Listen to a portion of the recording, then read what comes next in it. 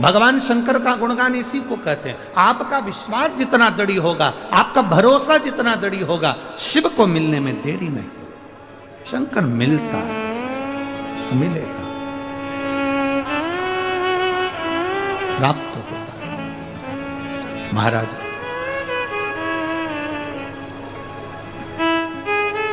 बस आपका विश्वास दृढ़ हो, भरोसा पक्का, ये इसीलिए हम कहें।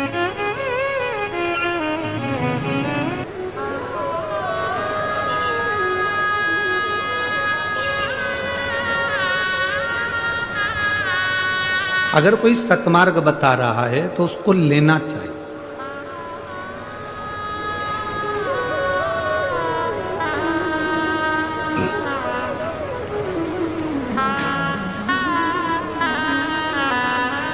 दुनिया के लोग अच्छी बात को ग्रहण नहीं करते,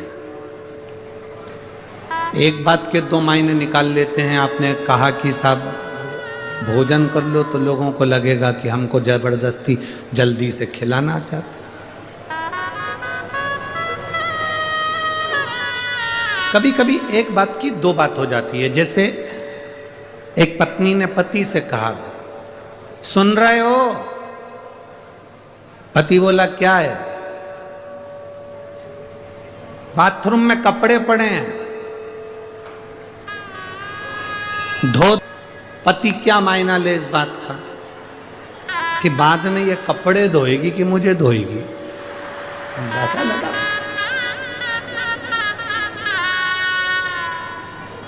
पत्नी ने आवाज लगाई, पति से कहा, सुनो, बाथरूम में कपड़े पड़े हैं, धो दोगे? नहीं तो बाद में मैं धो दूंगी। अब पति बेचारा डिप्रेशन में पड़ा, चिंता।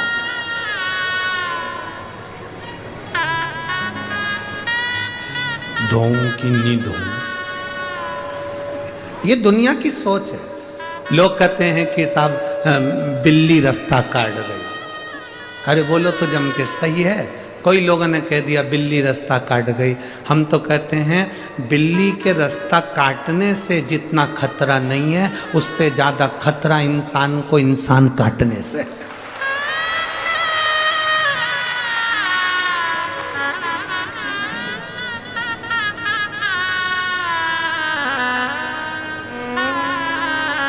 एक माता ने पत्र लिखा है और बड़ी खुश होकर लिखा है।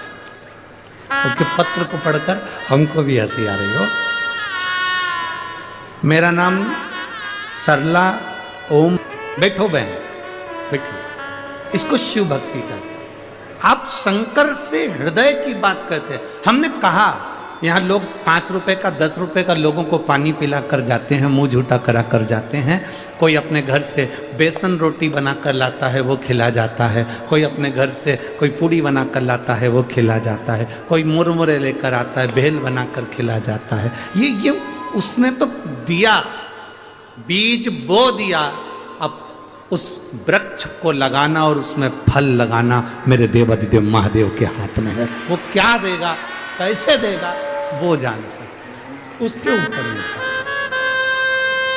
बोल बम का नारा है, बाबा एक सहारा। शिव तत्व की प्राप्ति। युधिष्ठिर, नकुल, सहदेव, भीम, अर्जुन जब अंत में मौन होकर बैठ गए कि हमारा ये यज्ञ का घंटा नहीं बजेगा, कब तक नहीं बजेगा? जब तक वो संत भोजन नहीं करेगा। और संत को भोजन कराना मतलब 108 अश्वमेध यज्ञ का पुण्य देना। अब 108 अश्वमेध यज्ञ जिसने करे हो वो दे दे।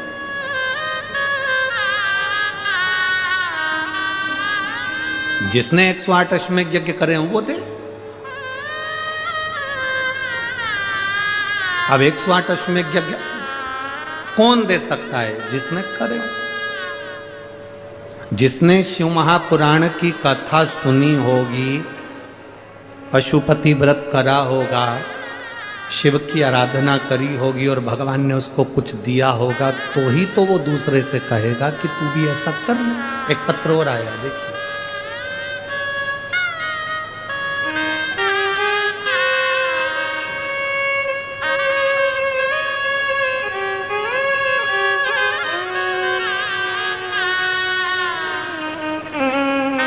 की प्राप्ति हो सकती है। जो प्रश्न आज के लोगों को लगता है सफेद आंकड़े की जड़ बांधने से क्या संतान की प्राप्ति हो सकती है, बेलपत्र खाने से क्या रोग का निवारण हो सकता है, शिवजी पे चढ़े हुए जल को पीने से क्या हमारे शरीर का रोग, शुगर, बीपी, थायराइड, सोरेसिस जैसी बीमारियां भी समाप्त हो सकती हैं, क्या हमारा किडनी लीवर भी ठीक हो सकता है, क्यों नहीं। वशिष्ठ बाबा ने कहा जिस खीर के पात्र को अग्निदेव ने दिया है, ये खीर का पात्र कोई साधारण नहीं है। इस खीर के पात्र में स्वयं शिव की भक्ति करने वाले शृंगी बाबा का हाथ का स्पर्श हो गया है, और शिव की कृपा जब होती है तो संतान की प्राप्ति होती ही है, ये निश्चित है। एक पत्र है, देखिए,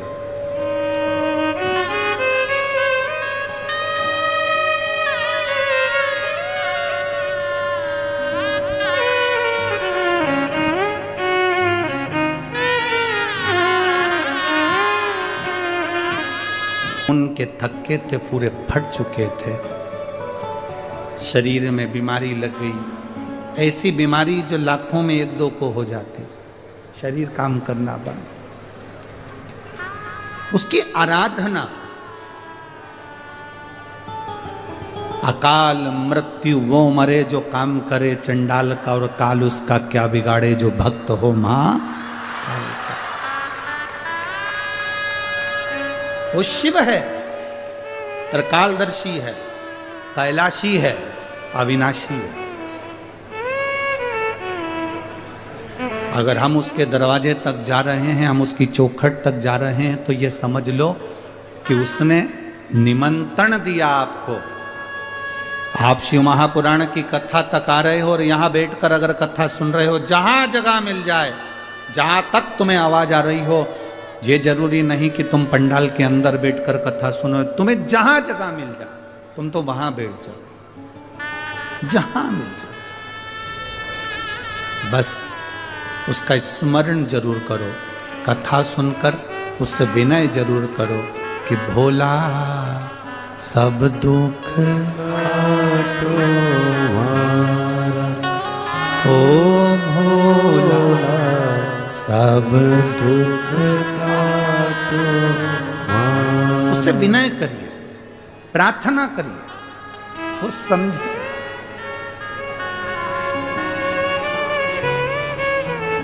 हमने कल भी कथा में कहा था, भीड़ बढ़ाने के लिए शिव महापुराण में बिल्कुल मत आना। भीड़ बढ़ाने के लिए कभी शिव महापुराण में मत आना। किसी के प्रेशर में शिव महापुराण में बिल्कुल मत आना कि तुम्हारे ऊपर कोई दबाव दे रहा हो, आना ही पड़ेगा, जाना ही पड़ेगा, जाना ही पड़ेगा। प्रेशर में शिव पुराण की कथा में मत आना, भीड़ बढ़ाने मत आना, किसी को दिखाने मत आना। शिव महापुराण की कथा में अगर आना है तो ये सोच कर आना कि मैं मेरे बाबा से बात करने जा रही हूं, मेरा पिता वहां बैठा, मेरा शंभू वहां बैठा। किसको?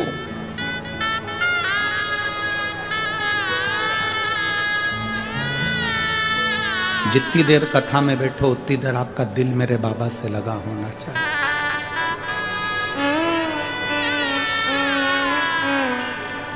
कथा सुनते सुनते सुनते सुनते जिस समय तुम्हारे शरीर की रोमावलियां खड़ी हो जाएं, जिस समय तुम्हारे रोम रोम खड़े हो जाएं, उस समय पर समझ लेना कि मेरा बाबा तुम्हारे गले लग चुका है और तुम्हारी समस्या का हल कर चुका है। उससे मिलन करने के लिए, हम उससे मिलने के लिए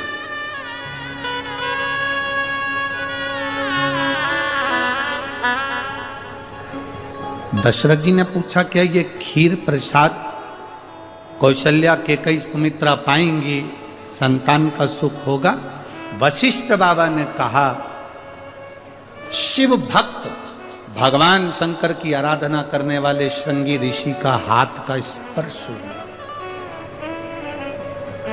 अब केवल शिव भक्त के हाथ का स्पर्श हुआ तो इतना फल मिल सकता है, जिस शिवलिंग की तुम पूजन कर रहे हो उस पे चढ़ा हुआ जल, उस पे स्पर्श करा हुआ बेलपत्र जब हम खाते हैं, धारण करते हैं, तो विचार करना क्या हमारी जिंदगी की सार्थकता नहीं बनती है? सारी समस्या का हल बोल बम का नारा है। बाबा क्या हमारे दुख नहीं कट सकते?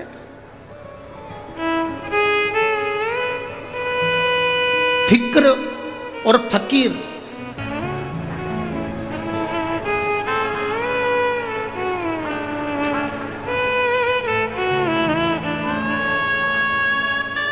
फिक्र चिंता व्यक्ति को निगल जाती है। फिक्र चिंता मनुष्य को खा जाती है। फिक्र में और फकीर में जमीन और आसमान का अंतर है। फिक्र चिंता व्यक्ति को खा जाती है और फकीर संत साधु गुरुजन ये चिंता को ही खा जाते हैं, ये फिक्र को ही खा जाते हैं। कोई फिक्र नहीं। रोटी मिली ठीक है, ना मिली ठीक है, आसन मिला ठीक है, ना मिला ठीक है, जगह मिली ठीक है, ना मिला ठीक है। जितने शिव भक्त कथा को सुनने के लिए आते हो, यह बनकर जाना कि आप एक शंकर के भक्त हो। कहां बैठे हो, कौन सिंहासन तुम्हें मिला है, कौन जगह तुम्हें मिली है, उससे कोई मतलब नहीं। तुम ये सोच कर जाओ कि जमीन पर बैठे हो तो मेरा कंकर शंकर मेरे साथ में है। मैं शिव महापुराण की कथा श्रवण करने के लिए,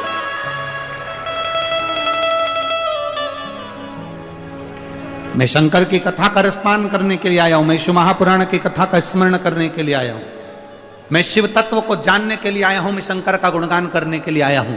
मैं अपने कंकर शंकर की स्मरण, शायद भारत की भूमि पर बहुत कथा होती होगी, किसी कथा की जमीन की मिट्टी को कोई बांध कर अपने साथ नहीं ले जाता होगा।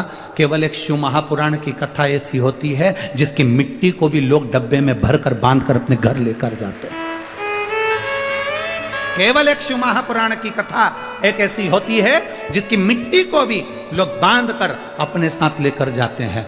केवल शिव महापुराण की कथा एक ऐसी होती है जब आरती होने के बाद लोग जमीन पर हाथ फेर कर अपने शरीर पर उस रज को लगा कर जाते हैं, क्योंकि यहाँ शंकर की कथा सुनने वाला, बाँचने वाला, श्रवण करने वाला, कराने वाला, हमने पहले भी कथा में कहा, शिव महापुराण की कथा किसी के बस की नहीं कि कोई करा ले। वो तो शंकर और पार्वती के रूप में ये सांसद जी और विधायक जी ने इस भाव से इस अमरावती में करा। ईश्वर जी गोरा जी बनकर, शिव पार्वती बनकर, शंकर स्वयं कथा के यजमान होते हैं। चंचुला देवी का पति बिंदुक प्रेत योनि में पड़ गया, तब आखिरी में तुमरुका जी ने कहा यजमान कौन बनेगा, तो शंकर पार्वती ने कहा हम दोनों यजमान बनेंगे। शिव महापुराण का, भागवत जी का यजमान राजा परीक्षित हो सकता है, रामचरितमानस का यजमान काशी नरेश हो सकता है, विष्णु पुराण का यजमान एक देव हो सकता है, अग्नि पुराण का यजमान कोई बन सकता है, पर शिव महापुराण का कोई यजमान नहीं होता। शिव महापुराण का यजमान तो स्वयं शंकर और पार्वती होते हैं, इसके सिवा कोई नहीं। कथा बाँचने वाला भी शिव है, कथा सुनने वाला भी शिव है, कथा करवाने वाला भी शिव है। फिर हमें चिंता किस बात की? तब तक तुम्हें पानी की भी याद आएगी, बहुत थक गई हूं, पानी पी लो। कथा के मंडप तक पहुंचोगे तब तक तुम्हें गर्मी भी लगेगी, पर 1 बजे से 4 बजे तक कथा होती है। 1 बजे से 4 बजे के बीच में आप कथा का रस तत्व जब ग्रहण करेंगे तो आपको ऐसा लगेगा कि हमें गर्मी नहीं लग रही, प्यास नहीं लग रही, भूख नहीं लग रही, अब तो केवल कथा सुनना है, बाकी का कोई मतलब, कोई मतलब। हम कई बार इस व्यासपीठ से, कई जगहों पर आपने सुना कि नहीं सुना, हमने कई जगह व्यासपीठ से कहा कि जितने लोग अंदर बैठे हैं इनको ना पानी की बोतल दीजिए, ना इनको पानी का पाउच दीजिए, क्योंकि हमने कथा में कह रखा है आप अपने घर से आना, क्या क्या लेकर आना, आज तुम बोलो। 2 बोतल पानी, 1 बिछाने का आसन और 1 छाता ये अपने साथ लेकर चलना, क्योंकि पंडाल वाले कितनी भी व्यवस्था कर दें पर भोला तो खुले में बैठता है, उसके यहाँ जगह कम पड़ते जावे। ये तो शिव कैलाशी अविनाशी की कथा है, जहाँ जगह मिल जाए वहाँ बैठकर सुन लो। छाता लगाओ, बैठो, सुनो। कई लोग पानी की बोतल, पानी का पाउच अंदर भी बांटते हैं, तो हम उनसे हमेशा कहते हैं, सुना है कि नहीं सुना, क्या कहते थे कि जितने लोग धूप में बैठे हैं, जितने लोग गर्मी में बैठे हैं, पानी का पाउच उनको दीजिए, बोतल उनको दीजिए। अंदर बैठे हुए तो भगवान की भक्ति में भिंगे हुए हैं, इनको नहीं जरूरत। शिव भक्ति करिए, भजन करिए, स्मरण करिए, जो मिल जाए उसको श्रवण करिए, वो मिलेगा।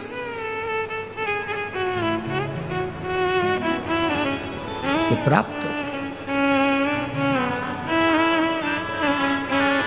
महाराज